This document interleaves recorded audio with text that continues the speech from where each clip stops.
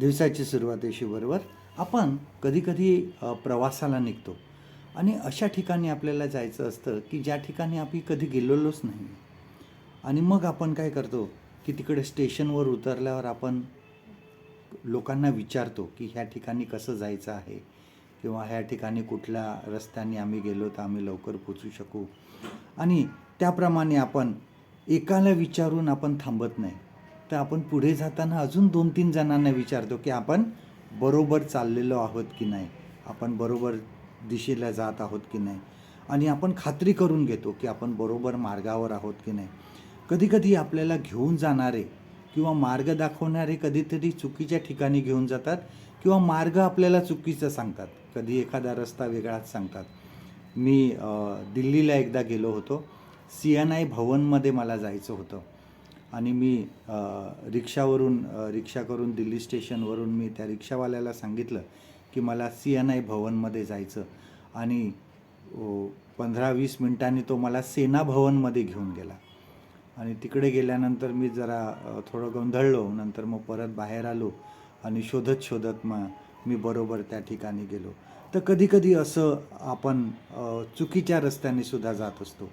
आणि कधीकधी आपण कोणाला न विचारता मग एकटेच निघतो की ठीक आहे, ह्या ठिकाणी मला जायचं आहे, मी एकटाच जाईन, बघू. परंतु अशा वेळेस आपण चुकीच्या रस्त्याने जातो, आपण कुठेतरी फसतो आणि कधीतरी आपण दुसरीकडेच भरकटून जातो. आपल्या आध्यात्मिक जीवनाचं सुद्धा असंच आहे. आपण जीवनामध्ये आपण अनेक अनोळखी मार्गांनी चालत असतो. कधीकधी तो मार्ग आपल्याला ओळखीचा नसतो आणि कधीकधी हा मार्ग धोक्याचा असतो, कधीकधी मार्ग कठीण असतो. आणि मग कुठेही न फसता आम्हाला कसं पुढे जायचं आहे, तर आम्हाला कोणत्या तरी चांगला साथी निवडायचा असतो की जेणेकरून आम्ही त्या मार्गाने नीट जाऊ शकू. आणि देवाशिवाय असा कुठलाही दुसरा चांगला साथी नाही जो आम्हाला चांगल्या मार्गाने किंवा बरोबर मार्गाने तो आम्हाला घेऊन जाणार आहे.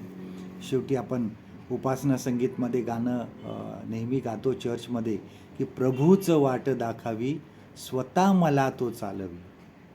प्रभू आमच्याबरोबर असतो, त्यावेळेस तो आम्हाला मार्ग दाखवतो. प्रभू येशू ख्रिस्ताशिवाय दुसरा कोण आहे जो आम्हाला चांगल्या प्रकारे घेऊन जाईल, मार्ग दाखवेल. दावीद राजा बघा काय म्हणतो, स्तोत्र 5 आणि 8व्या वचनामध्ये दावीद असं म्हणतो की हे परमेश्वरा, माझ्यासाठी शत्रू टपले आहेत, म्हणून तू मला आपल्या न्यायपथाने आपला मार्ग मज पुढे नीट कर. बघा, परमेश्वराला तो विनंती करतो दावीद की मला चांगल्या मार्गाने ने. आज तुम्हाला असं वाटत आहे का तुमच्या जीवनामध्ये की तुमचा मार्ग तुम्हाला नीट दिसत नाही?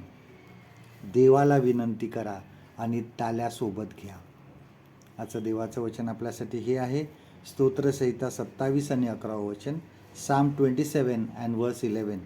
हे परमेश्वरा, आपला मार्ग मला दाखव. परमेश्वर करो आजचा दिवस तुमचा आशीर्वादित करो.